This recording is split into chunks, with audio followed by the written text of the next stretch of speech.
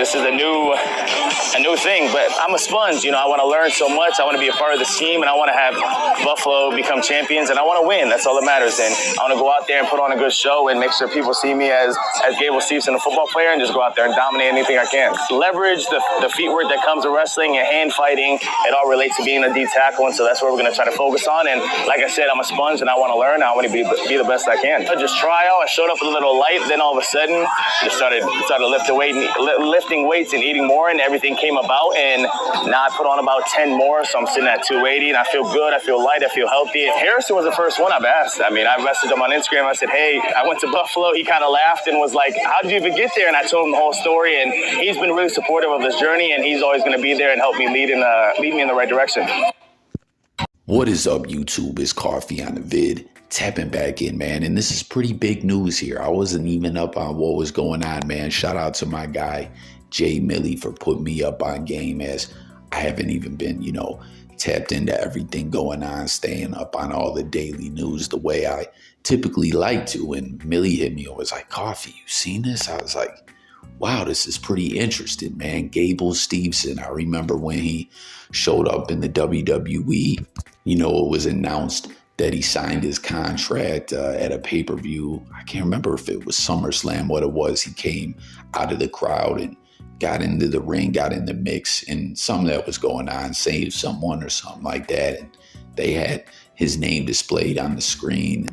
And it really seemed like sky could be the limit for this dude, as he's a gold medalist at the 2020 Tokyo Olympics, 2 NCAA titles, 3 Big Ten titles, had the best winning percentage, best record ever at his college, Minnesota, which I believe is the same school Brock Lesnar went to. And that's what's interesting about this guy. His name is brought up next to other huge historic big names like Kurt Angle, who was a gold medalist and went on into the world of pro wrestling, WWE, Impact Wrestling, had an amazing, illustrious career.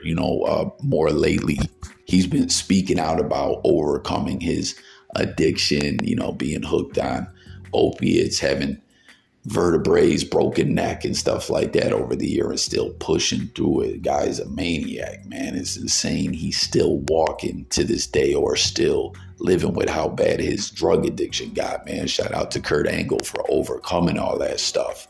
And then, of course, another name is Brock Lesnar, who, as I just stated, I think they went to the same school. And, Brock Lesnar tried his hand at the NFL.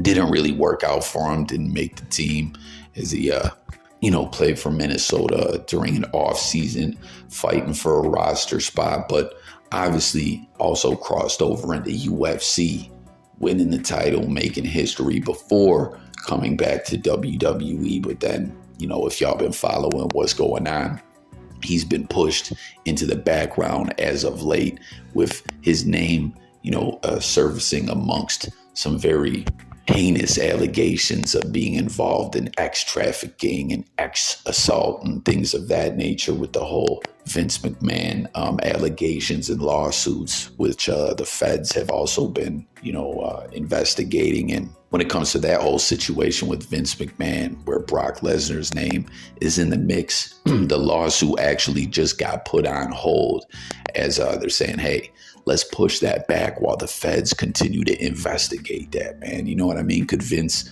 McMahon be a guy who, ends up going down with the feds? As everyone may know or not know, back in the day, Vinnie Mac went toe-to-toe with the feds and beat them for the whole steroid trials and everything like that, man. So crazy, everything we got going on right now. Diddy in a very similar situation, where it seems he is going to face some federal charges. That's what I keep saying, man. I think Diddy's going down. From day one, when all these allegations really started surfacing, I just kept saying, man, the feds are going to get Diddy. You watch. I don't know. Comment and let me know if y'all agree with me.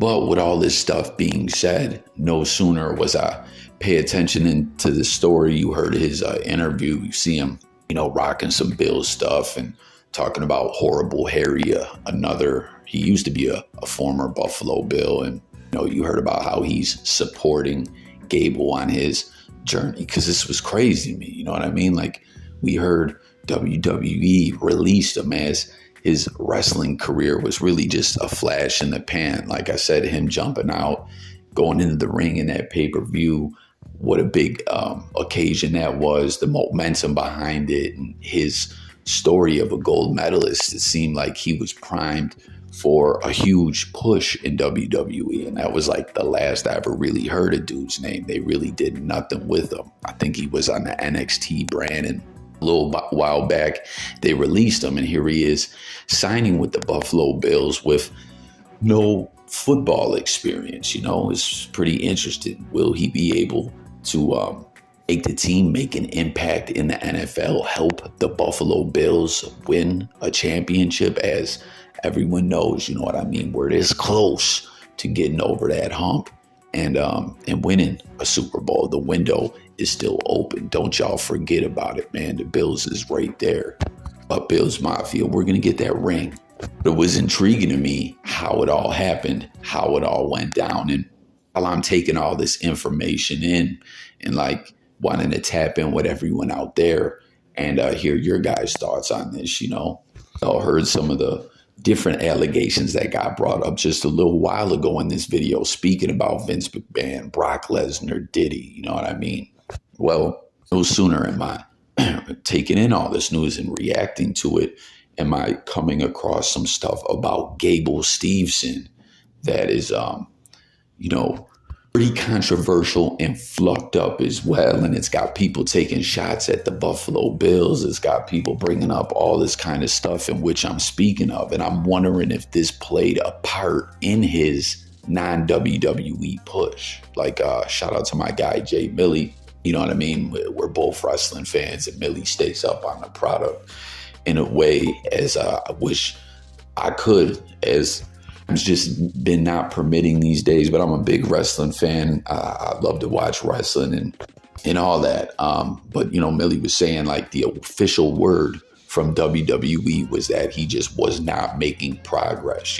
People love to ish on wrestling and call it fake and, just take all kinds of jabs at it. But, for those that really love, they know what kayfabe is, and they love pro wrestling, they love sports entertainment. They know it's more like live theater. These guys dedicate their bodies to the sports entertainment in a way like you wouldn't believe, and are on the road most of the year, and there's really like no days off, and they just get hampered with injuries. Like we were just talking about with Kurt Angle, this guy with broken neck and stuff like that, and it's just no joke. It's a man's game, man, and it's everything but fake. And there's really an art to it all, the art of selling, just so much to learn. Not everyone can do it the way people think, oh, that's nothing. No, it's a very hard world to succeed in. So what I'm saying is with Gable Steveson, is that what it was? He just didn't pick up on it the way the other previous gold medalists we spoke of, Kurt Angle, did. Kurt Angle was known to be a natural who just got better every second, and obviously went on to have one of the best careers of all time. They were putting out there with Steveson that he just wasn't making that progress and just really wasn't that good in the ring. And I wonder if that's exactly what it was, or if this controversial stuff that I'm seeing everyone speak of that we're about to get into, if it was really something more along those lines, and WWE maybe didn't realize it right away, or they did and they thought that it was something his name was cleared in, but then after reassessing everything, maybe they thought it would be a PR nightmare or what. Comment and let me know your guys' thoughts. But basically, I see people in the comments like, yo, look at Steveson. This guy's a dirtbag. He's a R@PIST. Oh, the Bills, this is the second individual they signed that had this kind of background or allegations against them. And I say allegations because in both these instances, these individuals' names were cleared. The punt god, Matt Ariza, who signed with the Bills previously, who was like an amazing punter, man. We saw him punt for the Bills in season, and it was amazing what this dude was doing. But then word came out that there was a lawsuit, that him and some other individuals allegedly assaulted a girl back in Arizona when he was in college. And at the end of the day, as things moved on, his name was totally cleared. And I truly believe the Bills had no idea of this when they signed him.